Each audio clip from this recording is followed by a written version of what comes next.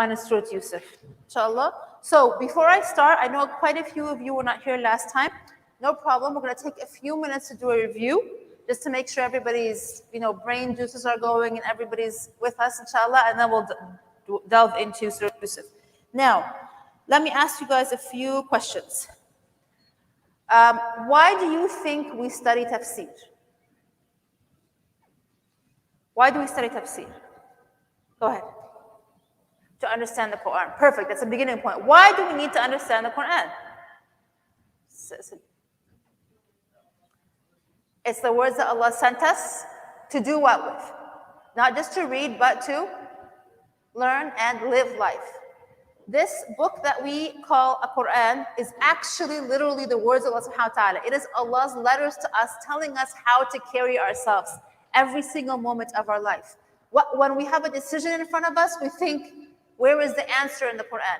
Anything that we do should be reflected back to, would this be pleasing to Allah subhanahu wa ta'ala? And how do I know if it's pleasing? Because this is what Allah told me in the Quran. This is not necessarily a book of, it has historical stories in it, it has references to history, but it is, these references to history are for us, again, to apply to our life, as history repeats itself. So we study tafsir so that the words of Allah subhanahu wa ta'ala become the way we live our life. That's basically, it becomes the way we live our life. Okay? So, what is the type of tafsir that we are going to be studying? Who can remember what I told you guys last time? What are we studying? How are we approaching Surah Yusuf in our class? Are we going to go into a lot of grammar? Did I tell you guys we're going to do grammar? No, we're not going to do a lot of grammar. I'm going to talk a little bit about the beauty of the Arabic language, and it is incredibly beautiful. Are we going to go into that? Huh? No. So we're not going to do grammar. We're not going to do Arabic. What we're going to do is actually life lessons. We are going to read between the lines and say, how does the journey and the experience of Prophet Yusuf apply to me? Why did Allah tell us Prophet Yusuf's story in all these details? So that it can help us live our life. We will walk in Prophet Yusuf's shoes and learn from him. That is the tafsir that we're going to do. And we call it tafsir, it's a thematic kind of tafsir. Tafsir mawdu'i, based upon the topic or the theme, right? It's the mawdu', it's not the words, right? That specifically. Good, so another question I'm going to have, and we covered this last time with you guys. What is Surah Yusuf? Was it revealed in Mecca or Medina? Who remembers Mecca? Who said Mecca? Good job. It was revealed in Mecca. What year was it revealed in? When was it revealed?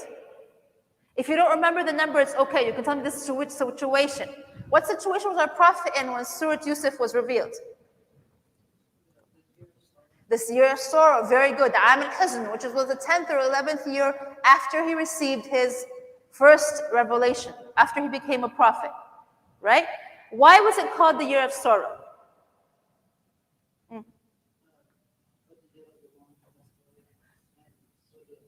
So yes, Khadija radiallahu anha and Abu Talib both passed away that year. They were Prophet Muhammad's greatest support. Khadija was his greatest support inside the home. Abu Talib was his greater protector outside the home in front of the people of Quraysh. They both died in that year. So Prophet Muhammad was actually going through a very hard time. And when he realized that he lost that support of his uncle, he went to look for a place where he could take his believers and get them out of Mecca. Because that protection of Abu Talib, he lost it that year. When he went, where did he go? Ta'if. And what happened to him in Ta'if, Yusuf? He got humiliated. He got thrown out by stones. The people there ran him out. And one time Aisha asked Prophet Muhammad, many years later in Medina, what was the most difficult thing that happened to you? What did he say to her? The most difficult experience that he ever went through is that moment in Ta'if. When he ran out of the town, and the people throwing him out, pelting him with stones, he started bleeding, and he just felt that year, not only did he lose the two most beloved people in his life, but he went through that very difficult experience, right? And so this Surah Yusuf, was revealed to our Prophet right after this as an uplifting story to let him know what did our Prophet ﷺ learn from Yusuf? Why did Allah tell Prophet Muhammad the story of Yusuf?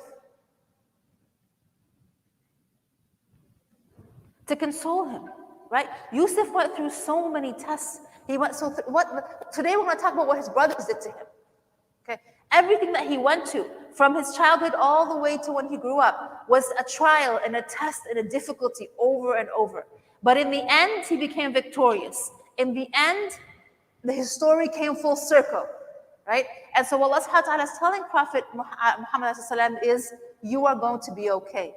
And that there are others who came before you that went through similar tests, similar tribulations, even maybe more difficult than yours, and they were okay. There are others who walked your footsteps, and there are others who came out of it, inshallah. And it was a story to console Prophet Muhammad. Surah Yusuf is the only, Prophet Yusuf's name is mentioned maybe 2 other times in the Quran, but just like in passing while Allah's mentioning names of other prophets. But his whole story was revealed at one time to our Prophet in 6 pages. What we have now is 6 pages of the Quran, right? Like Surah Ibrahim, for example, or the story of Ibrahim is scattered throughout the Quran, different parts of his life, when he was young, when he left to Hajar and Ismail, when he dealt with Ishaq. And we kind of piece it together. The story of Musa is also scattered around the Quran, right? We kind of piece it together. But Yusuf's story is one long story. So we learn, you know how children love stories? Adults love stories too. Prophet Muhammad enjoyed that story. He sat with Angel Jibreel, imagine, and Angel Jibreel told him a story. And that story made him feel better in the end. And made him realize where he was and where he's going to be, and the other people that came before him that were his brothers in da'wah, right? So stories are good. And that's why Angel Jibreel sat there and told Prophet Muhammad a story. Right? So Surah Yusuf was revealed in Mecca, one parcel, one time, to tell a story of consolement to our Prophet. Who can remind me what I said? We're still doing review, guys. All of this was covered last time. Who can remind me what I said is the difference between a surah that is revealed in Mecca and a surah that is revealed in Medina? What's the difference between that type of revelation? Yes, brother.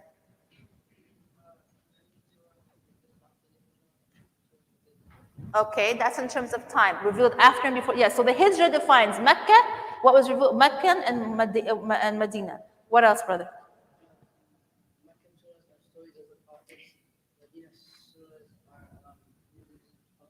Good. Meccan surahs have a lot of stories. And in Medina, in the ayat that came in Medina are a lot of rulings. It's a lot of fiqh, right? What do you do in case of divorce? What do you do when someone dies? How do you deal with warfare? How do you, economic and political issues were defined in Medina. Why? Because the Prophet Muhammad was building a community, society, right? In Meccan surahs are a lot of aqidah, belief. What do we believe in terms of the Day of Judgment? How do we believe in Allah subhanahu wa ta'ala? Who is Allah compared to us? What are the qualities of Allah subhanahu wa ta'ala? All of these things are revealed in Mecca. So Mecca is heavy in aqidah and Medina is heavy in fiqh, the revelations. And so that is the main difference between the revelations of Mecca and Medina. We also said that in Mecca, the ayat, the surah are usually shorter, and the ayat themselves are shorter, and they have a melody to them. Versus in Medina, it's more like writing essays, right? And if we kind of compare it to what we do today, and Mecca is more like poetry, right? Medina is long surah, long ayat. They don't necessarily rhyme. It's rulings and sharia and fiqh, right? So that's the difference. So Prophet Yusuf's story was revealed in Mecca. Now the last thing we did last time also is go through remember the drawing that was here of Prophet Yusuf's lineage, right? Yusuf alayhi salam. Who was his father? Yaqub. What was another name for Yaqub? Jacob in English. Another name. Good. Israel. So his children are how many? 12. 12. 10 from one mother, 2 from one mother. Right? The 2 that are brothers are Benjamin or Benjamin and Yusuf or Joseph, right? So the father of Yusuf is Yaqub, and these 12 tribes become Bani Israel. Like his 12 children, when they grow up, they become the children of Israel, right? Each of these brothers has his own children, has his own lineage, right? And they become the children of Israel. So the father of Yusuf is Yaqub. Who is the father of Yaqub? Go ahead. Ishaq, very good. Who's Ishaq's mother? No, who's Ishaq's mother? Sarah. Who's Ishaq's father? Ibrahim. So Yusuf's grandfather is Ibrahim alayhi salam, right? Does Ishaq have a brother? Who is? Ismail. And who's Ismail's mother's name? Hajar, right? Remember we drew this all out. So and we talked about where Yusuf is in the terms of all the other prophets, inshallah. And I think the recording was shared on the WhatsApp. So if you guys want the details, you can go back and listen to the recording. But inshallah, that's basically what we covered last week.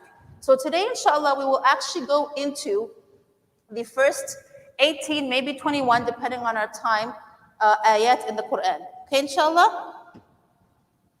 Now, I wanted to actually have some of you guys recite. Whoever is comfortable reciting, we're going to recite. Can we start by reciting?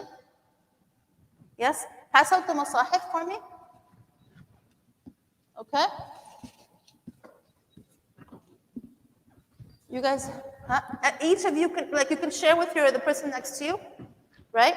I would like you guys to be following along. Here. Can you pass them back? Okay.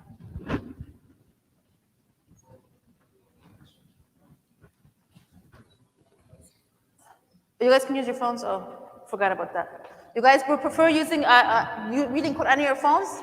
I prefer reading my Quran from my pages. Hard copy, guys. Hard copy. Something you can touch to the feel. Who else wants the Mus'haf? Okay, good? Good. So, we're going to start first by reading these ayat. Okay? Raise your hand if you don't mind participating, and we'll go around. Everybody who is going to read 3 ayat. Okay? Who can read for us first? The first 3 ayat. It's page 235. No problem.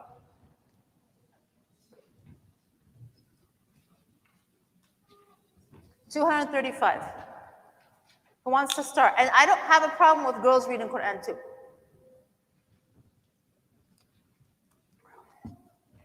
Ayah, can you read the first 3 ayat for us?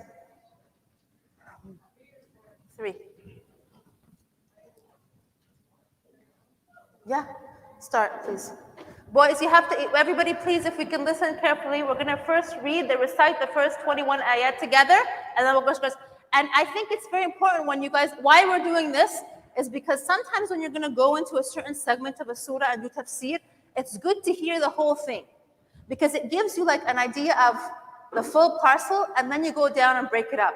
When you start right away attacking one ayah at a time, it kind of becomes disintegrated. So I want you guys to see the picture of what we're going to talk about today, and then we'll go into the ayat. Good? Okay, go ahead, ayah.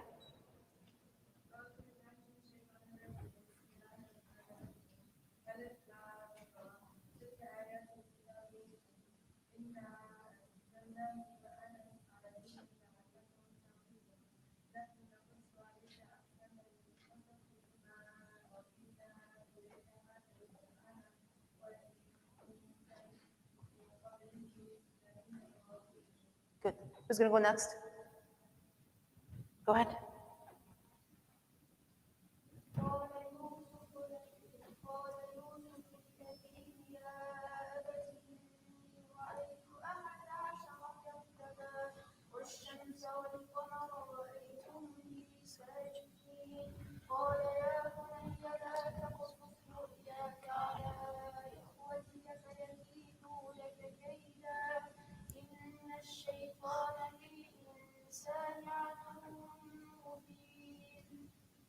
وكذلك يجتبيك ربك ويعلمك من تأويل الأحاديث ويتم نعمته عليك وعلى آل يعقوب كما أتمها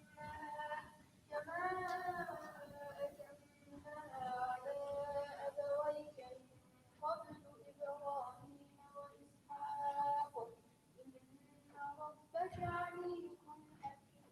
Jazakallah khairan. Anybody on this side want to read? Go ahead. لقد كان في يوسف وإخوته آيات للسائلين إذ قالوا ليوسف وأخوه أحب إلى أبينا منا ونحن عصبة إن أبانا لفي ضلال مبين أخرجوا يوسف أو اطرحوه أرضا يخل لكم وجه أبيكم وتكونوا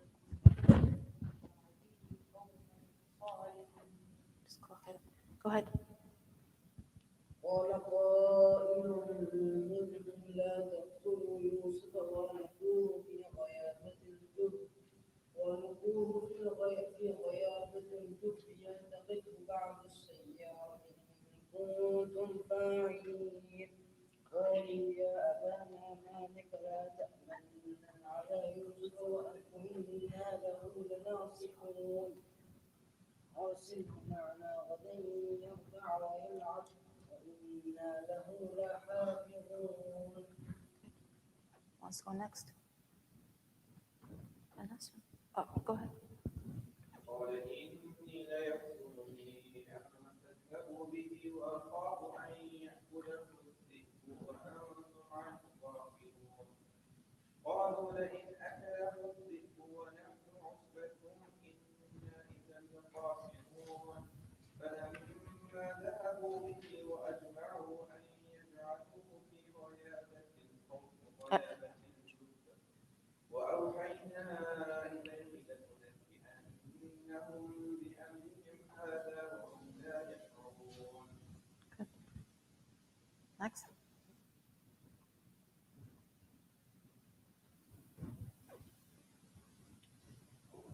Who do you want to read? Who else is going to read? Go ahead. Let's.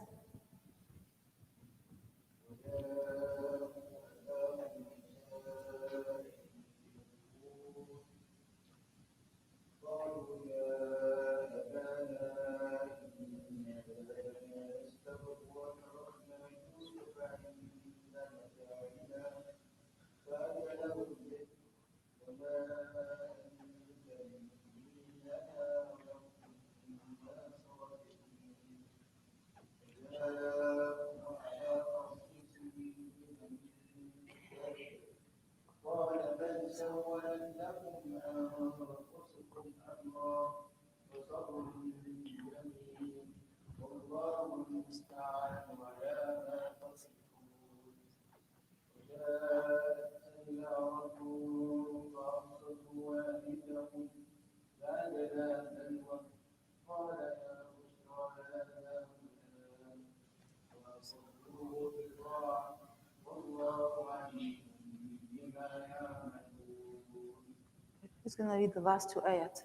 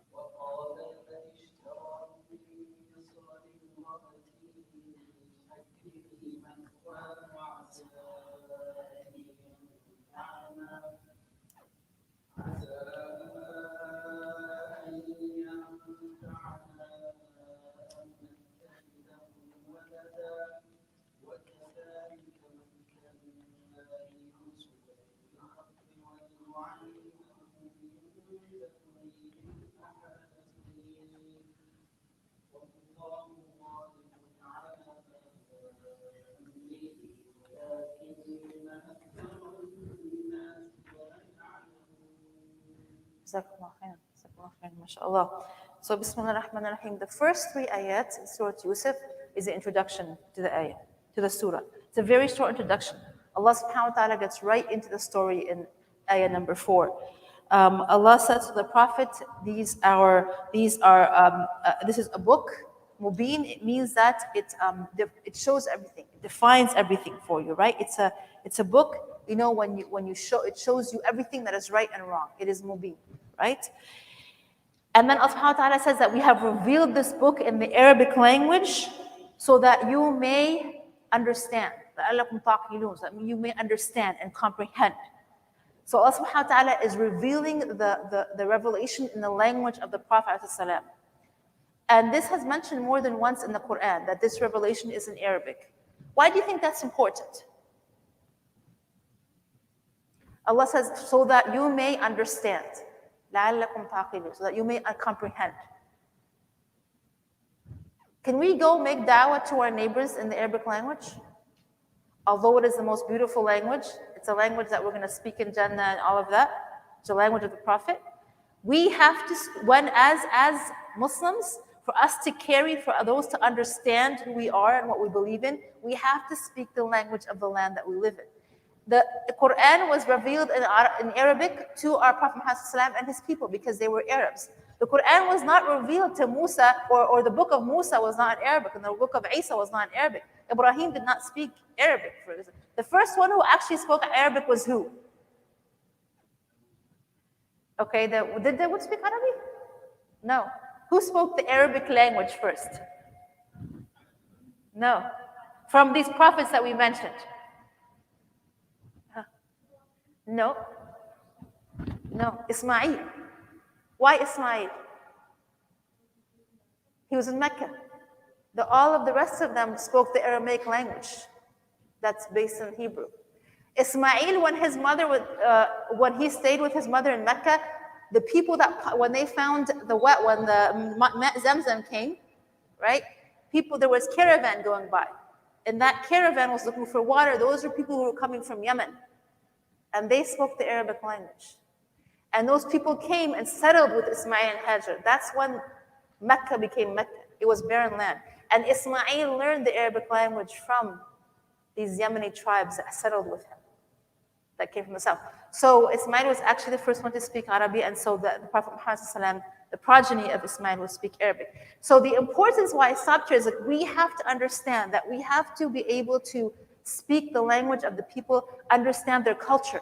When I talk about language, I don't just mean English. You have to understand their culture, the phrases that they use, what makes them laugh, so that you can take this message to them so that they may understand it. Right? So this is what Allah subhanahu wa ta'ala says. And then Allah says, we will tell you a story that is the best, the best of stories that we will reveal to you in this Quran, and which you did not know before. These stories, Prophet Muhammad did not know. Right? He was illiterate, right?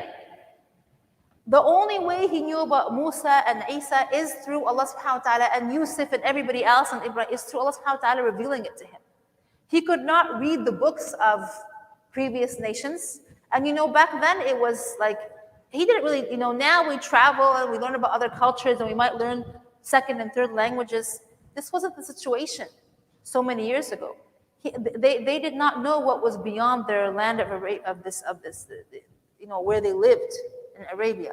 And so all of these stories Allah subhanahu wa ta'ala told our Prophet, and this in itself was a miracle. If we think about it a little bit, he got information that nobody else knew without being able to read or interact with any other nation. Right? And this is part of the reason why later on, when people became Muslims in faraway lands like Persia and the Byzantine empires and the Romans, is because they were wowed by the fact that Muhammad ﷺ actually knew things about their faith without interacting with their culture. Which means he must have had some sort of connection with the Creator. It was revealed. These stories were revealed to him. So Allah subhanahu wa ta'ala says, he starts the story right away. The first scene of the story is Yusuf is sitting with his father, Yaqub. And he's telling his father this, and we believe, wallahu alam, that Yusuf was between 10 and 12 years old at this time. Right? He wasn't even a teenager yet, but he wasn't a little tiny kid also. He was between 10 and 12 years old. He sees a dream. And he wakes up and he says to his father, I saw this dream. I saw a dream that there are 10 stars and the sun and the moon prostrating to me. Right? And what did Yaqub tell him? Don't tell your brothers. But Yaqub alayhi salam knew that Yusuf was special from this dream. He knew that this meant that Prophet Yusuf would grow up and become something great and potentially become a prophet. And Yaqub had been for many years kind of from the piety and the good akhlaq, the good character of Yusuf, he had been preparing him to be a prophet. And we know that from the next ayah, right? Allah says, or one of the ayahs, he says, you know, you will be like your forefathers, Ibrahim and Ishaq, right? So Yaqub actually had a very good relationship with Yusuf. He told him about the previous prophets. He told him about Allah subhanahu wa ta'ala. Yaqub himself was a prophet. He told him, and so this relationship of a father to a son, and also not just was he his father, but he was his mentor. He was his teacher, and he was his confidant. So Yusuf was able to come and tell his father, I saw this dream. It must have been very, you know, alarming to him, because it's something that's out extraordinary. That I saw the 10 stars and the sun and the moon prostrating to me. So there his father says that Allah subhanahu wa ta'ala will raise you, you will be hakim, you will be knowledgeable, you will be salih, you will follow in the footsteps of your prophets. So our Prophet Yaqub was preparing him for something greater, right? He knew that he would be the next great prophet. And so this is the kind of upbringing and we're going to come back to this as we go through Prophet Yusuf's story. What was instilled in him when he was a young boy so that he could continue to stay steadfast even when he is like in the middle of very difficult situations, and situations that challenge his faith and challenge his morals and everything, right? His father had grounded him. His father explained things to him. His father had taught him about, you know, those who came before him and what would be his role. What would be his role on this earth? Basically, his father had taught him at a very young age. And he says to him, don't tell your brothers, right? Because he's afraid that they will harm him, right? They will plot against you.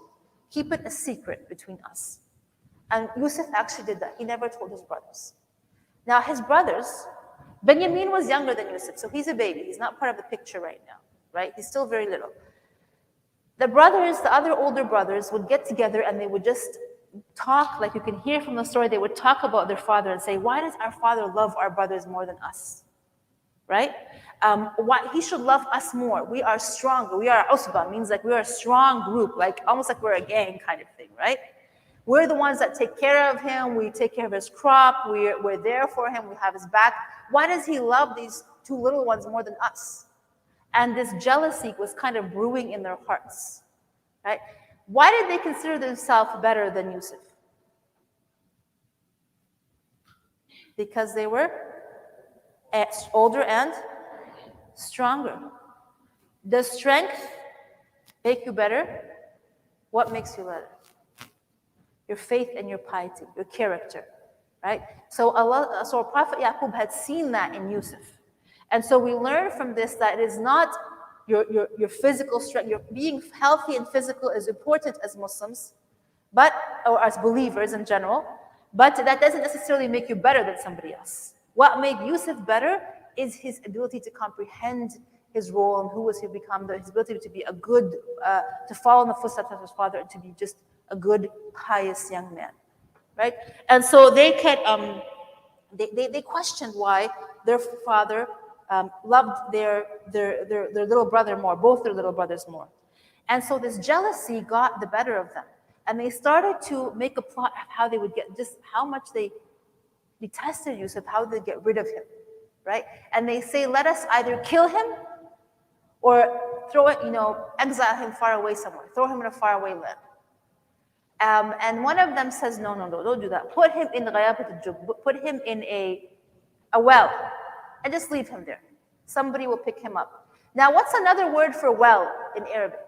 Those of you who know, bit, very good, mashallah. A bit is actually a well-defined well. And so in close to Yaqub's town, there might have been a well that had infrastructure. Like it might have had walls and it had a bucket. You know, the wells that we think of today, right? But this other space that they threw their brother was actually a source of water very, very far away from where people were living, and it was just a hole in the ground. And that's why the story tells us when that caravan came by, one of the caravan people had to use his own bucket to, there was not even there was no bucket, there was nothing. It was just a hole in the ground. That is where so they made a plan that they would take their brother and throw him in a very far away well where hopefully nobody would find him, and there was no kind of something that he could climb up or anything, right? And that brother who said to them, don't kill him, just throw him in a well. It's believed that he's the older brother, and nobody knows for sure. And he's the one that comes over and over in the story and reminds his brothers, remember, you promised your father this. He always has a sense of guilt. He's the one that's maybe the best in terms of character between all of them, right? But did he do enough? What do you guys think? No. Did he do enough? What should he have done?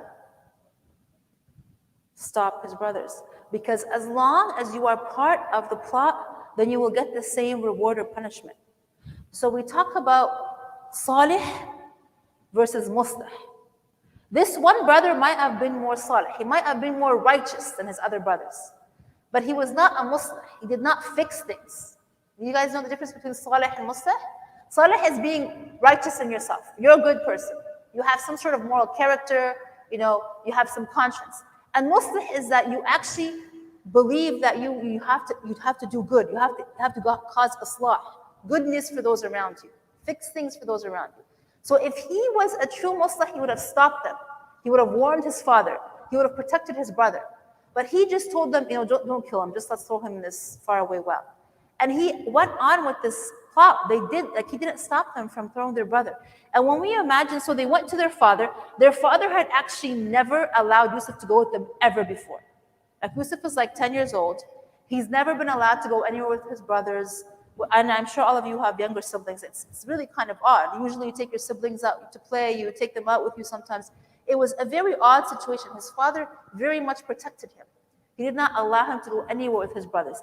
And when his brothers came to Yaqub alayhi salam and said, just let him come with us. We're going to take him on a hike. We're going to go for a picnic. We're going to have good food. We're going to play games. And we're going to come back. Why don't you let him come with us? There's 10 of us. We're all going to take care of him. He's going to be fine. And they kept on. And this is something that happened, over like more than once. They went and they bugged their father. Let him come with us. He's going to play. We're going to eat. We're going to have good food. He's going to have a good time. Don't worry about him. How can all of us allow him to get harmed? And Prophet Yaqub said to them, I'm afraid that he will be far away. I'm afraid to let him out of my eyesight, basically. He was protecting him because he believed that he would be the next messenger. Yaqub knew that he would be the next messenger. This is what the dream showed him. And then, subhanAllah, the brothers say to each other, يَخْلُ لَكُمْ وَجْهُ أَبِيكُمْ, that let's get rid of him just so that the face of your father will be freed for you. So they just wanted their father's attention.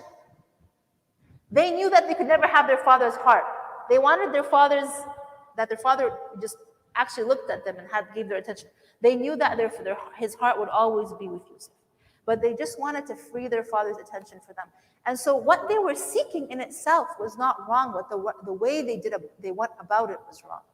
And can you imagine this? It's his very first time. He must have felt so excited that he's getting to go out with his big brothers. He's got himself ready for this special trip, and he sees that they've packed food and they're going on a picnic, and he must have been so excited, right? And he goes with them to this place, and all of a sudden, if we can just imagine, that they would, and it is said in some of the books of the Jews that they actually tormented him. When they got him far away from his father, they started making fun of him, and you're such a whatever, and tormenting him, and then they picked him up and they threw him in this dark hole in the middle of nowhere. How he must have been just, and you can just imagine that he's calling back, what are you doing? Why are you doing this to me? Why are you leaving me? Come back for me. He just imagine the situation that this young boy was going through, that his own flesh and blood, his own big brothers took him and threw him in the well. It's just, it's unbelievable, right?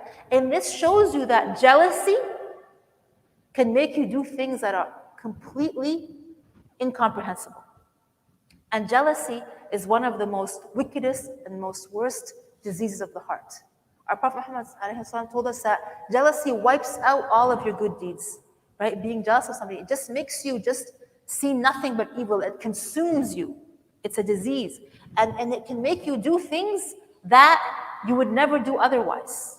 And we see that in modern day people, criminals. There are criminals who do things just out of pure overwhelming jealousy. And this is what these brothers did to their little brother. And walked away from him while he called on them and said, why are you leaving me? What did I do? Get me out of here. And he's crying. And they just walked away from him. And then they say to each other, وَتَكُونُوا مِنْ بَعْدِهِ قَوْمًا صَالِحِينَ. They say, throw him in the well, let him die of starvation or whatever is going to happen to him. And after that, you will be good people. Like, the shaitan actually sometimes, this is the first lesson, one of the first lessons we're going to learn together. He tricks you. You get so obsessed about doing something and you really want to do it. And you know it's wrong. You know Allah subhanahu wa ta'ala will not be pleased with it. And you know that if the Prophet was next to you, the Prophet would not be pleased with you. And you say to yourself, I'm just going to do it this time, and then I'm going to go make tawbah, and I'm never going to do it again. I'm going to become salih after that. تَكُونُ مِنْ بَعْدِ الصَّالِحِينَ. They convince themselves that they could commit a crime, and then after that, they could be good. This is not actually an acceptable way of doing things. You cannot say, I'm going to do something haram, and in the end, I'm just going to, you can't plan it that way. It's actually unacceptable. So this is one of the things that we learn, that you cannot say it's okay to do something good, bad, as long as after that. How do you know you're going to have it after that? How do you know in the moment that you're in this bad thing that is not pleasing to Allah subhanahu wa ta'ala, something happens to you and you don't have it after that to become a salih? So, you cannot let the shaitan deceive you in thinking that do evil and then you can repent. Do it, let it out, and then you can repent. That is an unacceptable kind of vision to have for yourself, right? And then you can actually never get something good out of something bad. So they assumed that when they threw their brother in the well, then their father would have time for them. What happened actually? He was so sad. Like he cried to the point that he got blind. He could only think of Yusuf and what happened to Yusuf. He got more over, where did he go and all of this. So they did not, don't think that using a wrong route is ever going to get you something good, right? If you want something good, you have to take the good path, even if it's more difficult. You have to do the right things. Doing something wrong for the sake of something right it never leads you to the right. You just find yourself further and further and trapping yourself in this you're deceiving yourself, right? So here is our Prophet Yusuf in this well by himself. And subhanAllah, the father tells them, when they keep on bothering him, just let him come with us, he'll be fine, we'll take care of him, he's going to eat and play, we're going to run and whatever. He says to them, well, I'm afraid that the wolf will eat him. Now, that's just almost impossible. What wolf in the middle of the desert is like? You have all things that could happen. Of all things, right? Like you don't say to somebody, I'm afraid to. And Prophet Yaqub knew that was like an impossible thing. But when the imperfect, there's never a perfect crime.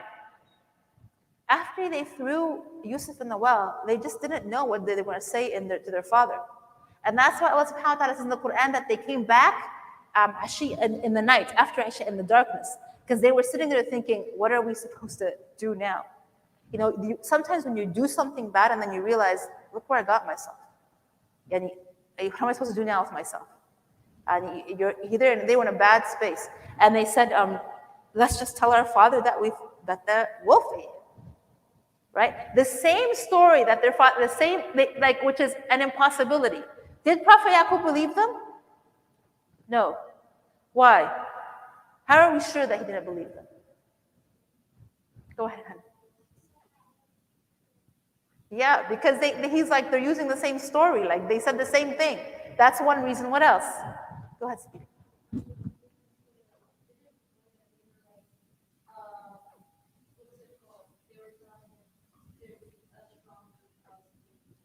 Yeah. They'll defend him. And all of a sudden, they come and they haven't, these 10 brothers haven't defended their brother from a wolf. They left him. They tell him, we left him with our stuff while we went to raise because he's too. Go ahead, brother. Why didn't he believe him? Good. Exactly. Exactly.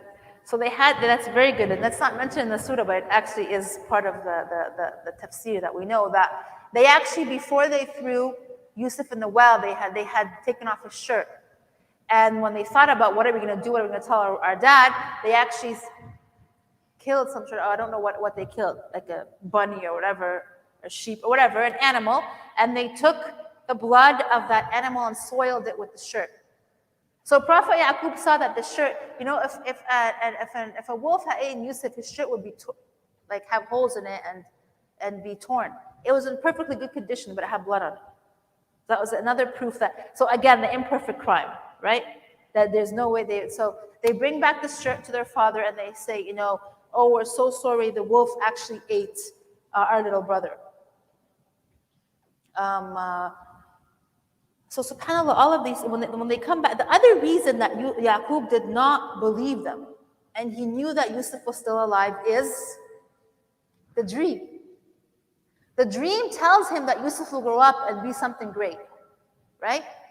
That dream that Yusuf had told him about lets Yaqub have no doubt that Yusuf still is alive, and that one day Yaqub will reunite with his son. He knew that. He knew that one day he would unite with Yusuf. But he just didn't know when. He didn't know what they did with their little brother. So that ached at him. It would have been easier for him if they actually had brought him a dead, when they knew that he was dead, versus him not knowing who took my son, what's happening to him, and what, because he knows that Yusuf is alive and that Yusuf will grow up, and this dream would become, because this is a dream. Another thing that we want to talk about today is dreams. Which other prophets had dreams? Prophet Muhammad had dream. What kind of dream did Prophet Muhammad have?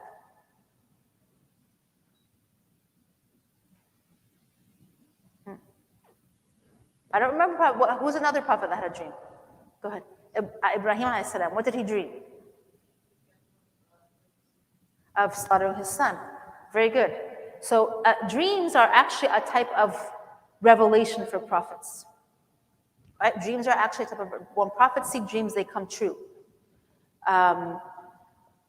Even the idea that when Prophet, maybe I was thinking that you were thinking, Mazen, like the idea that they were going to go for Umrah. Prophet Muhammad had seen that they would do Umrah. What happened to them in Uhud? Prophet Muhammad had an inclination that Uhud would not go well. He had seen it in the ru'ya, right? So these kind of things, not necessarily as but other many prophets are known to have dreams, and dreams is part of revelation. And even us as salihin, as good people, we can have dreams. Now, when you have a bad dream, you make sure you are for sure that it is from a scary dream, like a nightmare, that it is from the shaitan, and that you should wake up and make wudu and try to go back to sleep on your right hand side and say Qul a'udhu bil falaq, Qul a'udhu bin nas. Say some afkar, subhanallah, alhamdulillah, Allah, and try to go back to bed. Try not to tell your nightmares to anybody. Try to forget them. They are from the shaitan. If you see something good, then sometimes it's like a good glad tidings from Allah subhanahu wa ta'ala. It's a good omen, something that Allah subhanahu wa ta'ala. So if you are close to Allah, if you are a righteous person, like if you see Prophet Muhammad in your dream, that's a good thing. Right? And there are some people who see Prophet because of how much they love Prophet Muhammad, and they follow in his footsteps, they see him in his dream. The Sahaba used to see, when one of them would pass away, they would see each other in their dreams. Right? So this is a good thing. So dreams are a sign, are some sort of, can be a connection to Allah subhanahu wa ta'ala, and it can also be from the shaitan, depending on what dream it is. So the concept of dreams is prevalent, and it will come back in this story. Right? We're going to have a lot of the people that Yusuf is with them in the jail, they're going to have a dream, and the king of Egypt is going to have a dream. There's a lot of dreams going to happen in this story. So these are some of the things. And so Yusuf alayhi salam is in this, not only did Allah give him a dream, but now that he's in this well, what does the Quran tell us about the situation of Yusuf in the well? And his brother walked out, Anas. Yes. Or he had, we don't know if he was veiled by age, but he had a good feel. How did he feel? وَأُوحَيْنَا إِلَيْهِ, and we gave him revelation, we gave him a feeling that one day you will face them again, and you will remind them of what they did to you. Basically, you're going to be okay. So this is something really, really beautiful. That sometimes when you feel all alone, sometimes that when you feel you're on the darkest moment of your life, you're in a dark well, and all those who you thought were loyal to you, or you thought you could trust, or you thought that you loved, have walked away from you, that Allah subhanahu wa ta'ala will be there for you. And Allah subhanahu wa ta'ala gave Yusuf that feeling that you are going to be okay, and that you're going to get out of this, and one day you will see your brothers again, and you're going to remind them of what they did to you. You're going to remind them of how they treated you. And so Allah subhanahu wa ta'ala consoles Yusuf when he's all alone. So this is the first message that Allah subhanahu wa ta'ala gives Muhammad as salam through Yusuf, that when Yusuf was left, Allah was still with him. And Allah is always with you, right? If you trust in Allah subhanahu wa ta'ala. And Allah will find you. When Yusuf was sitting there in the darkness of the well, he was thinking, how do I get out of here? He's small, there's no way to climb, there's nothing to hold on to, but he was not hopeless. Never be hopeless. Never be hopeless in the good that Allah subhanahu wa ta'ala will, that there is a way out. There will be a way out, inshallah. So this is the first thing that Allah subhanahu wa ta'ala is telling Muhammad and telling us. That even when Yusuf, as a young boy, found himself in this situation, Allah subhanahu wa ta'ala consoled him. Okay, what was his way out? What was his way out? Sadil. Yes. So some travelers came, so these travelers, these caravans, they don't necessarily go too close to where there's civilization. They're going in the desert, between, they're traveling. And they stop and they find this, what is supposed to be a well, and they take their own bucket, they drop it into the well to pull out to see if there's some water down there, right? The water is actually dry. That's why Yusuf didn't drown. He was okay. But what did they pull out from a bucket with the bucket? A young boy. Now, at that time when there was slave trade, a boy this age was like the biggest thing, the most expensive thing you can find. Because he's still young, he's healthy, you can sell him on the slave market, he can be trained to do any kind of labor, you can, so this is they found a gem. This was a big deal when they pulled out this little boy. And we wonder why, Yusuf stayed quiet. They just decided, oh, he's, maybe he's a slave or a runaway slave, and we're going to take him and sell him in the next slave market. He didn't speak out and say what his name is. He didn't say, maybe he was afraid, maybe Allah alam, or maybe they didn't speak the language that he spoke. We don't know. Did you guys ever think, why didn't Yusuf say anything? To the people? They actually took him in the caravan and traveled with him from the outskirts of this town in Philistine, right? Remember when we drew the picture last time? Yaqub and his sons are in Philistine. They're in Palestine, and we have this, little well far away from the main town. That's where Yusuf is, and this caravan comes through and takes him all the way to Egypt. This whole time he stays quiet, and they assume that he's a slave. And they sell him on the slave market in Egypt. And that's how the first member of Bani Israel, the first, of Yaqub's lineage, ends up far away in Egypt, right? And he gets sold on the slave market in Egypt. How much is he sold for? What does it say in the Quran? Darahima ma'duda, whatever, a dirham is nothing. And it's ma'duda, you can actually count it. So, they were able to, and some Mufassirin say, well, maybe they sold him for so cheap because they were afraid that he was stolen commodity. When they found him in a well, he's not theirs. He might be somebody else's slave. So they wanted to get him off their hands. So they sold him for a very low price. And why Allah subhanahu wa ta'ala mentions this, why do you think Allah mentions that to us?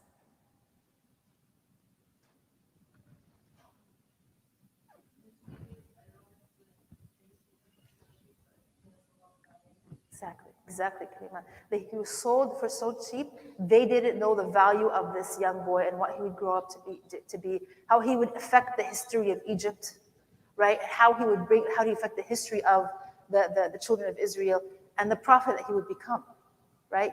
So sometimes something at face value to you, a person at face value to you, might be something that's you don't think that person is worth much. You don't think that person is smart. You don't think that person is that important. We should not judge something at face value. Okay, this is another lesson that we learn. You do not know what Allah subhanahu wa ta'ala has in store for this person in front of you. What can be their future? What skills that Allah subhanahu wa ta'ala might. So we have to, be respectful and non-judgmental to everybody around us, because this is, this ironic that they thought he was not worth much, but he became, a great influencer and a great person when he grew up. And then who buys him? Who buys him? Is he a king? He is actually the prime minister. So he's called Al-Aziz, and that's like his title. He's the prime minister. He's one of the prime ministers that worked in the king's, what do you call it? Hashia, or his, it's like how when one of the ministers of the king of Egypt, and we believe that maybe he was the right-hand man of the king. Now, in Surah Yusuf, the king is not called Fir'aun. Did you notice that? He's called Fir'aun because now Yusuf is in Egypt, right? In Surah Yusuf, this man is called Al-Aziz, and the king is called the Malik. These leaders of Egypt began being called Pharaohs during the time of Musa, later on, right, in history. At this point, they are actually not necessarily as evil as the leaders that would come on later, in many generations later during the time of Musa. Does that make sense? So there is a king of Egypt, and he has prime ministers, and this is one of the prime ministers of the king, Al-Aziz. This is not his name, actually. This is his position. It's like you say doctor or whatever. It's a label. And he goes to the slave market, and he sees this strong young man, and he buys him. He takes him home to his wife, and what does he say to her? What does he say to her? No, when he brings this boy to his home for the first time, what does he say to his wife? To his wife. The Aziz says to his wife. Good. Exactly. Yeah. So they don't have children. The Aziz and his wife don't have children, and Yusuf is a beautiful young boy, and so the Aziz takes him home and says to his wife, "Take care of him. Don't treat him like a slave. Basically, treat him, and maybe one day he'll become our son. Maybe one day we'll benefit from having him as part of our family. Treat him well." He says to her, "Treat him well. Take good care of him." And so, subhanAllah, Allah subhanahu wa ta'ala takes Yusuf. Like we're almost going to be done now because it's almost time for Aisha. But he goes from, if you can imagine, you have 5 minutes. He goes from being part of a tribe in the middle of Philistine, like the way his family lived, they were tribal. It was not a civilization. He finds himself in the darkest, deepest well, feeling like he had been betrayed by those closest to him, right? But knowing that Allah subhanahu wa ta'ala loves him, remembering everything that his father has taught him, right? And all of a sudden, he's in a different place, a different land. There's a civilization, there's a king, there's ministers. He's in a palace. This is the prime minister. He's one of the richest people under the king in Egypt. He finds himself not anymore in the tents of his tribe, but in this palace, in a foreign land, where nobody speaks his language, nobody believes in what he believes in, nobody's related to him, and he's on his own. Right? And so we think about him, and right now we said he's between 10 and 12 years old. And this is where next time, inshallah, we'll start at ayah 22, where Allah subhanahu wa ta'ala actually jumps to the next phase of Yusuf's life when he becomes close to adulthood in the home of the Aziz. So think about for this week, as you guys are, all of you here are past 12 years old. But imagine at this age, if you found yourself in a place so foreign for no fault of your own. Overnight, you're taken from your comfort of home, from your family, from your father that's been teaching you and raising you and helping you understand these dreams that you're seeing, to a place where you are not known by anybody and that you're like in a foreign home, foreign land, whole different culture. How would that affect you, and what kind of person would you become? Next time we will learn about what kind of person Yusuf becomes. And next time we'll talk a lot about his character. Allah subhanahu wa ta'ala calls him over and over, he is from the muhsineen. And he will prove himself in the next phase of his life how he is a muhsin, how he is from one who has ihsan in his character. Because in this space where he could have done anything that he wanted to because nobody knows him, how did he carry himself and who did he become? So inshallah, next time we'll talk about Yusuf, inshallah, in the house of the Aziz, with the wife of the Aziz. And inshallah, anybody have any questions for me about this section of the surah?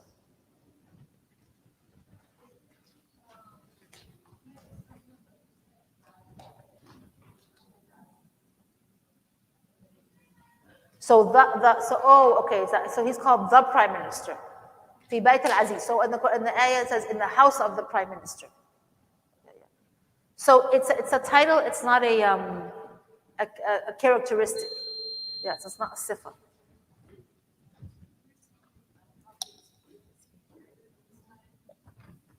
No, they don't speak Arabic. They speak like a Hebrew language, Aramaic. So the Egyptians didn't speak either of those two languages, I believe. They have their own language, and it's not Arabic. Arabic only was introduced in Egypt after Prophet Muhammad's death by the conquest of Egypt by the Sahaba. So no, they did not speak Arabic.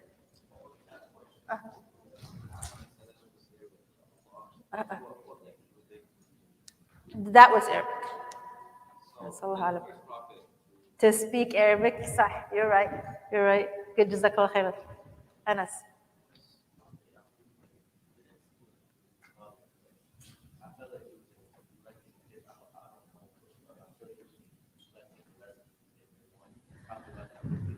So sometimes jealousy comes from, that's a very good question.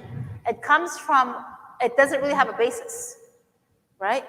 Maybe, you know how the story starts with Yusuf telling him a story and the father, maybe he spent a lot of time talking to Yusuf. And that, sometimes jealousy is not, it's not based in truth.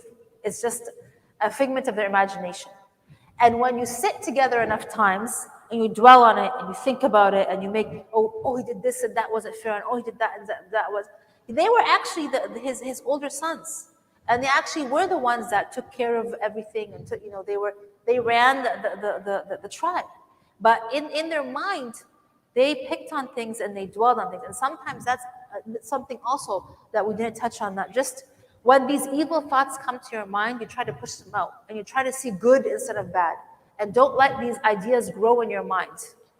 Certain feelings towards your parents or your siblings or your friends, because that's the shaitan trying to get the better of you.